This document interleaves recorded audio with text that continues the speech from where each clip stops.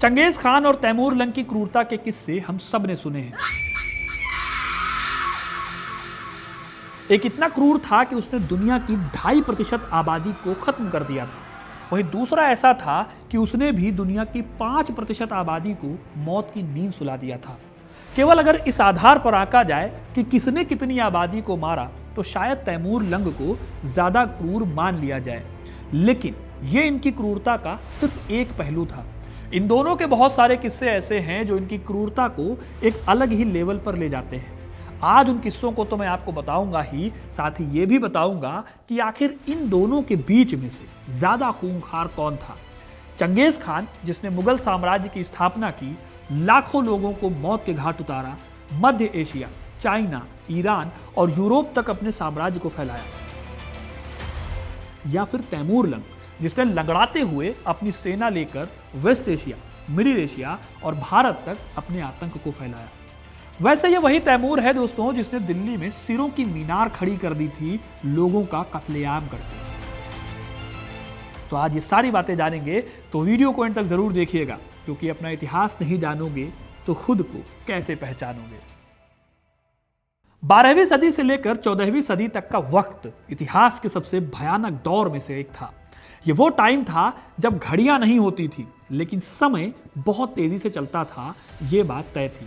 अब आज के जैसे तब घड़ियां नहीं होती थी, जैसे कि आप आज देखते हैं कि यूं किया और टाइम को देख लिया। उस जमाने में अलग अलग तकनीकें होती थी, दिन और रात से अंदाजा लगाया जाता था। लेकिन तैमूर लंग और चंगेज खान के लिए घड़ी उनकी सेना की रफ्तार होती थी। चंगेज खान और तैमूर लंग की सेना बिना घड़ी देखे अंदाजा लगा लेती थी कि उसे कितनी जल्दी अपने दुश्मन तक पहुंचना है। इसी वजह से इस दौर के ये दोनों ही बड़े नेता माने जाते हैं। चंगेज खान, जिनका जन्म हुआ था साल 1162 में, और तैमूर लंग, जो कि 1336 में पैदा हुआ। दोनों ही बेहतरीन मिलिट्री कमांडर थे। दोनों के अंदर बहादुरी और काबिलियत कूट कूट कर भरी हुई थी, लेकिन इन्होंने अपने टैलेंट का इस्तेमाल कुछ ऐसे किया कि दुनिया ने उन्हें क्रूरता और हिंसा का सिंबल बना दिया। यही वजह है कि चंगेज खान और तैमूर का नाम इतिहास के सबसे डार्क चैप्टर्स में से एक माना जाता है। लेकिन सवाल वही है, ज्यादा क्रूर कौन? किसकी तलवार ने सबसे ज्यादा विभत्सता दिखाई? आइए एक एक करके डिटेल में जानते हैं। 1162 में मंगोलिया में पैदा हुए चंगेज खान का बचपन बहुत मुसीबतों में बीता। कहते हैं कि उसे अपने परिवार को बचाने के लिए कई लड़ाइयां लड़नी पड़ी। उसके पिता को जहर देकर मार दिया गया था। उसकी बीवी को एक दूसरी ट्राइब ने बंदी बना लिया था। उसके साथियों ने उसका साथ ऐन वक्त पर छोड़ दिया था। लेकिन इन सभी सिचुएशंस ने उसे बहुत मजबूत बनाया। यही वजह है कि वो आगे बढ़ता रहा और साल 1206 तक उसने सभी मंगोल जनजातियों को एक कर दुनिया का पहला मंगोल साम्राज्य स्थापित किया। अपनी एक छोटी सी फौज के दम पर उसने चीन के साम्राज्य को तहस नहस कर दिया। आगे बढ़ते हुए उसने एक ऐसा साम्राज्य बनाया जिसमें पूर्व में चीन से लेकर पश्चिम में हंगरी तक का एरिया शामिल था। इस दौरान चंगेज खान के नाम पर कई कत्लेआम रहे। साल 1218 में साउथ कजाकिस्तान के पास ओतरार में चंगेज खान के कुछ दूतों का कत्ल कर दिया गया। ये चंगेज खान को सीधे सीधे हमले के लिए दिया गया न्योता था। ओतरार ख्वारिज्म साम्राज्य का हिस्सा था, जिसका गवर्नर था इनलचू। चंगेज खान इस घटना से इतना ज्यादा गुस्सा हुआ कि उसने पूरे 2 सालों तक कत्लेआम मचाया। सबसे पहले साल 1219 में उसने ओतरार को खत्म कर दिया। कहते हैं कि उस शहर में बच्चे, बूढ़े और नौजवानों को तो मारा ही गया, शहर के जानवरों को भी नहीं छोड़ा गया। पूरे शहर को बर्बाद करने के बाद उसने गवर्नर इनलचुक को पकड़कर उसकी आंखों और कानों में चांदी पिघलाकर भरवा दी। फिर उसने अपना बदला लेने के लिए सेना को ख्वारिज्म की तरफ मोड़ दिया और ख्वारिज्म में उसने 5 लाख लोगों को मौत के घाट उतार दिया। इसके बाद उसने यही काम तुर्कमेनिस्तान में भी किया, जहां पर 2 लाख लोगों को मार दिया गया। कई इतिहासकार मानते हैं कि उसके अंदर कोई रहम नहीं थी। उसने अनगिनत शहर तबाह किए, लाखों लोगों को मौत दी और इन सब की बदौलत कैस्पियन सागर तक उसकी सत्ता स्थापित हो गई। पूरी दुनिया चंगेज खान से कांपती थी, लेकिन फिर भी वो आराम से बैठकर जीत का जश्न मनाने के लिए नहीं रुका। साल 1221 में उसने फारस के एक शहर में कत्लेआम मचाया। वो आमतौर पर एक सिद्धांत के साथ काम करता था कि जो लोग उसके सामने झुक जाते थे वो उन्हें जिंदा छोड़ देता था। इसके अपोजिट करने वाले लोगों को मौत के घाट उतार दिया जाता था। राजाओं को तो वो वैसे भी नहीं छोड़ता था, लेकिन जनता का भूल से भी किया गया गुनाह माफ नहीं किया जाता था। निशापुर की घेराबंदी के समय भी ऐसी ही एक घटना हुई थी, जब उसके एक खास दामाद को निशापुर के एक आदमी ने तीर चलाकर मार डाला था।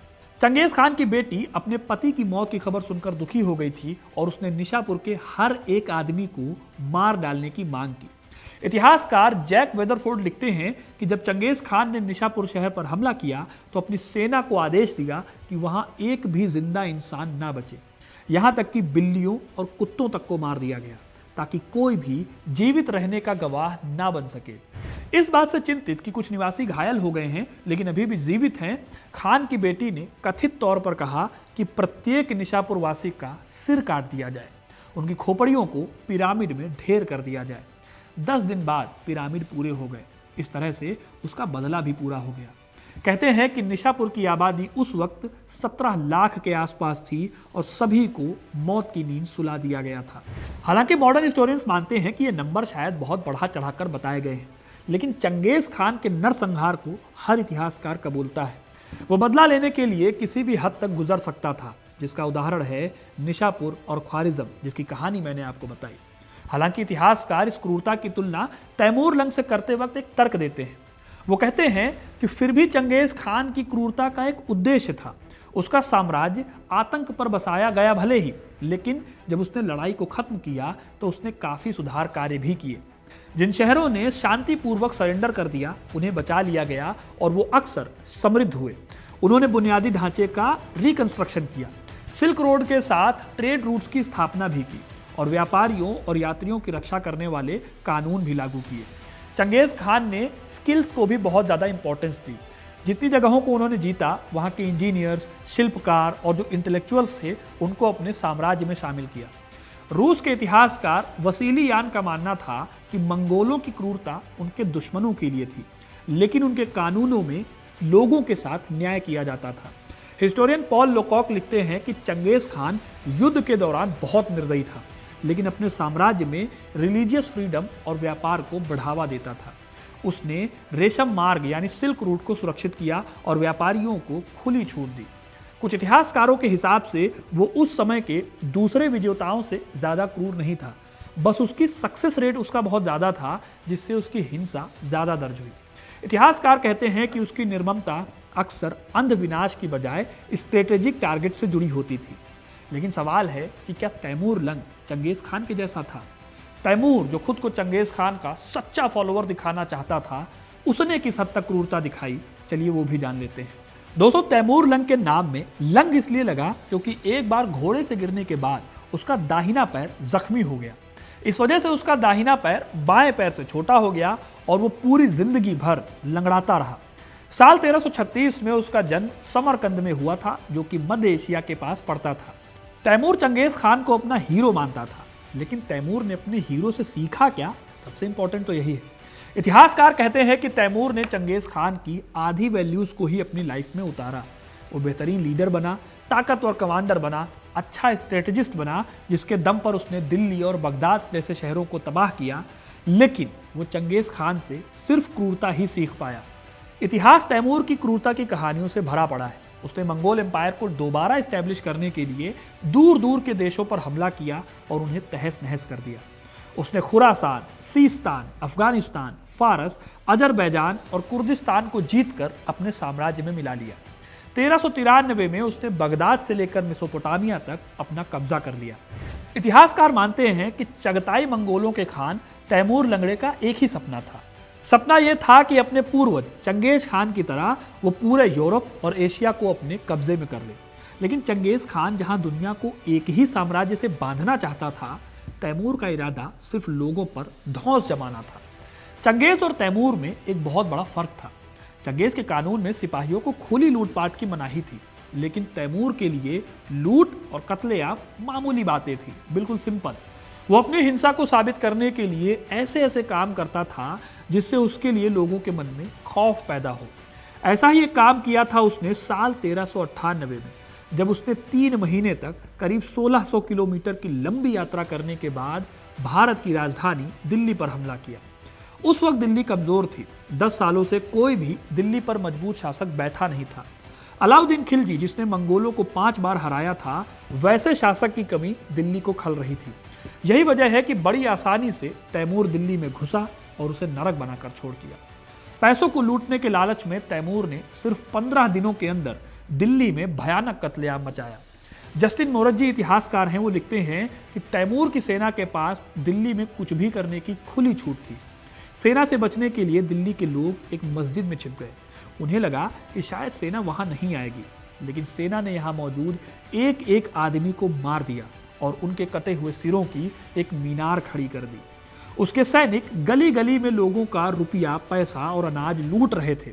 जब दिल्ली के लोगों के विरोध की बात तैमूर लंग को पता चली तो उसने दिल्ली के सभी हिंदुओं को ढूंढ ढूंढ कर कत्ल करने का आदेश दे दिया। अगले 4 दिन में सारा शहर, सारी दिल्ली खून से रंग गई। 15 दिनों के अंदर उसने फसलों को तबाह किया और ऐसा हाल किया कि दिल्ली 100 साल तक इस हादसे से उभर नहीं पाई। ऐसा ही कुछ हाल उसने पर्शिया के महान शहर इस्फहान का भी किया, जहां पर उसने एक एक इंसान को चुन चुन कर मार दिया। इस हमले से उभरने में इस्फहान को 100 साल लगे। ठीक इसी तरह से साल 1399 में एक लड़ाई होती है, अंकारा की लड़ाई। इस लड़ाई में उसने ऑटोमन एम्पायर के बादशाह बायजिद को हरा दिया और उसके शहर में जमकर लूटपाट मचाई। कहा जाता है कि तैमूर ने बायजिद के लिए एक स्पेशल सोने का पिंजरा बनवाया था। वो बायजिद को हर जगह इस पिंजरे में बंद करके ले जाया करता था। यहाँ तक कि जब तैमूर घोड़े पर चढ़ता था तब भी वो इस पिंजरे में बंद बायजिद का ही इस्तेमाल करता था। बायजिद ऑटोमन एम्पायर का पहला और आखिरी ऐसा शासक था जिसके साथ इस तरह का सलूक हुआ था। इतनी बेइज्जती वो सह नहीं पाया और आखिर में उसकी मौत हो गई। इस तरह से चंगेज खान और तैमूर ने बड़े पैमाने पर अपनी क्रूरता का प्रदर्शन किया। हालांकि दोनों में एक बहुत बुनियादी, बहुत बेसिक अंतर था। चंगेज खान जहां दुनिया को जीतकर उस पर शासन करना चाहता था, वहीं तैमूर लंग को लूटपाट से ही मतलब था। यही वजह है कि चंगेज की मौत के बाद भी मंगोलों ने लंबे समय तक रूल किया, लेकिन वहीं तैमूर एक ऐसा कोई सिस्टम नहीं खड़ा कर पाया जो लॉन्ग टर्म हो। उसके शासनकाल में शासन कम था, आतंक ज्यादा था। इसीलिए उसकी मृत्यु के कुछ वक्त बाद उसका साम्राज्य, जो उसने बड़ी मेहनत से खड़ा किया, वो सब ढह गया। अगर कंपेयर करें तो चंगेज खान ने उन लोगों को मारा जो उसके सामने झुके नहीं। अब दोस्तों, ये मध्यकाल का अंधकार था जिसका बहुत बेसिक सा लक्षण था कत्लेआम, लेकिन फिर भी चंगेज खान ने उन शहरों को बख्शा जो उसके सामने झुके और उन शहरों ने तरक्की का दौर भी देखा। लेकिन अगर दूसरी तरफ तैमूर लंग को देखा जाए तो उसको तरक्की और रहम से कोई मतलब नहीं था। चंगेज के तहत मरने वालों की संख्या 10 से 40 मिलियन के बीच है। वहीं कहा जाता है कि तैमूर के अभियानों ने लगभग 17 मिलियन लोगों का सफाया कर दिया, जो उस समय दुनिया की आबादी का 5% था। अब यह आंकड़ा चौंकाने वाला इसलिए है क्योंकि तैमूर का जो एरिया है जिस पर उसने रूल किया, वो चंगेज खान के साम्राज्य से भी छोटा था। यहाँ ये भी ध्यान देने वाली बात है कि चंगेज खान उस दौर में आया जब उसे अपनी जनजातियों को एक करना था और एक स्थायी मंगोल साम्राज्य की स्थापना करनी थी। अपनी तलवार और बेहतरीन एडमिनिस्ट्रेटिव पॉलिसी के थ्रू वो ये कर भी पाया। सिल्क रूट को शुरू करना इसका एक बहुत सिंपल सा एग्जाम्पल है, जो कि काफ़ी उसका बड़ा कंट्रीब्यूशन माना जाता है। लेकिन तैमूर का लक्ष्य एक ऐसी विरासत छोड़ जाने का था जिसके पीछे स्थिरता से ज़्यादा विनाश था। इसीलिए सवाल का जवाब कि कौन ज़्यादा खूंखार था, इसमें 2 बातें ध्यान में रखनी बहुत ज़रूरी है। पहली, क्रूरता मध्य युग की पहचान है। कम या ज़्यादा के मीटर को छोड़ दिया जाए तो इस दौर में हिंसा लगभग हर जगह हो रही थी। बात करें इन दोनों की क्रूरता की तो चंगेज खान की क्रूरता एक प्रणालीगत क्रूरता थी, एक सिस्टमैटिक क्रूरता थी जिसमें आगे जाकर साम्राज्य का निर्माण होता है। लेकिन तैमूर बस बर्बादी करने के लिए बर्बादी कर रहा था। उसके द्वारा मारे गए लोग पर्पसलेस थे। इसी वजह से जस्टिन मैरेजी टैमरलेन इस्लाम की तलवार विश्व विजेता में लिखते हैं कि तैमूर एक क्रूर अवसरवादी था जिसे क्रूरता करने में मजा आता था। चंगेज खान के अपोजिट तैमूर ने जिन जगहों को जीता उससे उसे कोई बड़ा फायदा नहीं हुआ। ऐसे ही बोसवर्थ नाम के इतिहासकार ने टैमरलेन के बारे में लिखा कि वो खुद को मुसलमान कहता था, लेकिन मुसलमानों को भी मारने में उसे कोई हिचक नहीं थी। कुल मिलाकर अगर देखा जाए तो इतिहासकार मोटे तौर पर इस बात को मानते हैं कि चंगेज खान और तैमूर लंग अपनी आर्मी की उपलब्धियों में अद्वितीय थे, उनका कोई मुकाबला नहीं था। लेकिन उनकी इंस्पिरेशंस और उनके प्रभाव जो हैं उन पर वो एकमत नहीं है। चंगेज खान को अक्सर एक प्रैक्टिकल शासक के रूप में देखा जाता है, जिसकी जो हिंसा है वो एकता और डेवलपमेंट पैदा करने का एक साधन थी। वहीं दूसरी तरफ तैमूरलंग एक ऐसे व्यक्ति के रूप में चित्रित किया गया है जिसकी क्रूरता की कोई सीमा नहीं थी, जो व्यक्तिगत गौरव और तमाशा और आतंक के माध्यम से इतिहास में अपनी जगह को पक्का करने की इच्छा से प्रेरित था। दोनों ने दुनिया पर गहरे निशान छोड़े, लेकिन उनकी कहानियां हमें महत्वाकांक्षा और अत्याचार के बीच की एक महीन रेखा की याद दिलाती है। अब आप कमेंट करके बताइए कि आपको इसमें से कौन सा व्यक्ति ज़्यादा क्रूर लगता है। मैंने दोनों के फैक्ट्स और दोनों की बातें आपके सामने रखी है। तो दोस्तों, आपको ये कहानी कैसी लगी कमेंट करके ज़रूर बताइएगा। वीडियो को लाइक और शेयर करना ना भूलें। और हाँ, हिस्ट्री कनेक्ट अब व्हाट्सएप चैनल पर भी है और टेलीग्राम चैनल पर भी है। आप QR कोड को स्कैन करके वहां पर भी हमसे जुड़ सकते हैं, जहां पर हम हिस्ट्री से अच्छे जुड़े फैक्ट्स बताते हैं। और साथ ही साथ अगर ये वीडियो आपको पसंद आया है और ऐसे ही वीडियोज आप और देखना चाहते हैं तो हिस्ट्री कनेक्ट को सब्सक्राइब जरूर कीजिएगा। बहुत बहुत धन्यवाद।